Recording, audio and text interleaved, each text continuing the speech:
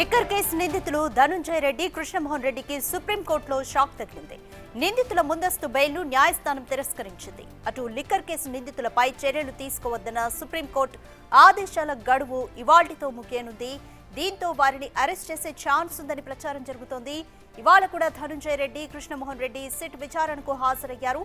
SIT అధికారులు మొన్న 8 గంటలు, నిన్న 12 గంటల పాటు వారిని విచారించారు.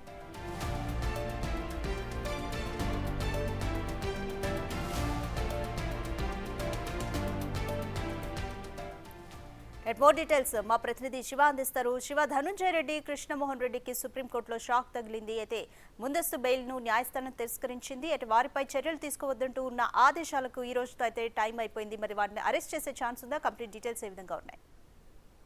రాజుగా మొత్తం మీద చూసుకుంటే కనుక ధనుంజయ రెడ్డి, కృష్ణమోహన్ రెడ్డికి సుప్రీంకోర్టులో షాక్ తగిలిందని కూడా చెప్పుకోవచ్చు. ఎందుకంటే సుప్రీంకోర్టులో ఊరట లభిస్తుందని చెప్పి వారు ఎంతగానో ఎదురు చూసిన పరిస్థితి కనిపించింది. కానీ ఆ ఊరట లభించకపోగా తిరిగి ఇబ్బందులు పాలైన పరిస్థితి స్పష్టంగా కనిపిస్తా ఉంది. ఈ రోజు సుప్రీంకోర్టులో 2 రోజుల క్రితం కూడా సుప్రీంకోర్టులో విచారణ జరిగినప్పుడు బెయిల్పై శుక్రవారం తీర్పు చెప్తామని చెప్పి సుప్రీంకోర్టు వెలువరించిన పరిస్థితి కనిపించింది.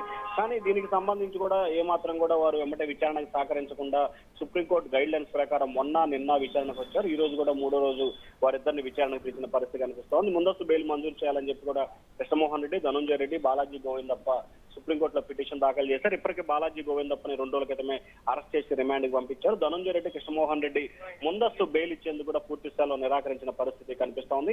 ప్రస్తుతం ఉన్న పరిస్థితుల నేపథ్యంలో బెయిల్ ఇవ్వడం కుదరదని చెప్పి కూడా సుప్రీంకోర్టు తేల్చి చెప్పింది. అలాగే తీర్పు వెళ్లిన జస్టిస్ బేబీ పార్టీవాలా, జస్టిస్ ఆర్ మాధవన్ల ధర్మాసనం తన తీర్పును అయితే వెలువరించింది.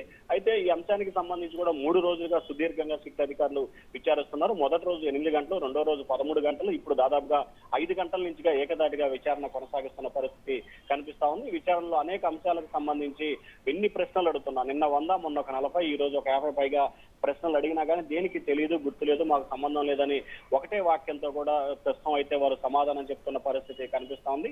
మరొక వైపు సుప్రీంకోర్టులో బెయిల్ పిటిషన్ డిస్మిస్ అవడంతో మరి కొద్దిసేపట్లోనే వీరిద్దరిని అరెస్ట్ చేసే అవకాశాలు అయితే కనిపిస్తా ఉన్నాయి. రాధిక, రైట్ శివ, 3 రోజుల నుంచి విచారణ అయితే కొనసాగుతుంది. నిన్న 12 గంటల పాటు విచారించారు. అయితే ఇప్పటి వరకు కూడా వారు సహకరించలేదు. ఈ రోజు మార్నింగ్ నుంచి కూడా విచారణ అయితే కొనసాగుతుంది. ఈ రోజు ఏమన్నా విచారణకు సహకరిస్తున్నారా? సిచ్యువేషన్ ఏ విధంగా ఉంది? అంటే 11 గంటలకి వారు విచారణకు వచ్చి హాజరయ్యారు. విచారణ సమయంలో దాదాపుగా 24 ప్రశ్నలకు సంబంధించి వారు సంధించిన పరిస్థితి కనిపించింది. అయితే 24 ప్రశ్నలకు సంబంధించి అప్పటి ముఖ్యమంత్రి ఓఎస్డీకి, అలాగే అప్పుడు ముఖ్యమంత్రి పిఎస్ గా అన్ని సమావేశాలు, సమీక్షలో తాము పాల్గొన్నాము, ముఖ్యమంత్రి తరఫున తాము పాల్గొన్నాము, ఆ మాత్రాన తమకి బాధ్యత ఉంటుందా, ఆ మాత్రంగా తాము తప్పులు చేశామా, దీంట్లో తమకు ఎటువంటి ప్రమేయం లేదు, అయితే తాము సమీక్షల్లో పాల్గొన్నా లేకపోతే సమావేశంలో పాల్గొన్నా మేము దోషులం ఎలా అవుతామని చెప్పి సిట్ అధికారులను అయితే నిలదీసిన, అంటే ఎదురు ప్రశ్న వేసిన పరిస్థితి కనిపించింది. అయితే సిట్ అధికారులు మాత్రం ఏమాత్రం కూడా వెనక్కి తగ్గకుండా గట్టిగా ప్రశ్నల పరంపరను అయితే కొనసాగిస్తున్నారు. మీరు ఇదే అంశాన్ని గనక విచారణకు సహకరించబోతే గనక కోర్టు దృష్టికి తీసుకెళ్తామని చెప్పి ఉదయం కూడా సిట్ అధికారులు చెప్పినట్టు తెలుస్తా ఉంది. అయినప్పటికీ వారు మాత్రం తమకు తెలియదు, గుర్తులేదనే అంశాన్ని స్పష్టంగా చెప్తున్నారు. సో ఈ రోజు వీరిద్దరిని, ధనుంజయ రెడ్డిని, కృష్ణమోహన్ రెడ్డిని సాయంత్రం 4 గంటల లోపు అరెస్ట్ చేసి విజయవాడ ప్రభుత్వ వైద్యాలయంలో వైద్య పరీక్ష తర్వాత రాత్రికి సబ్ జైలు తరలిస్తారు.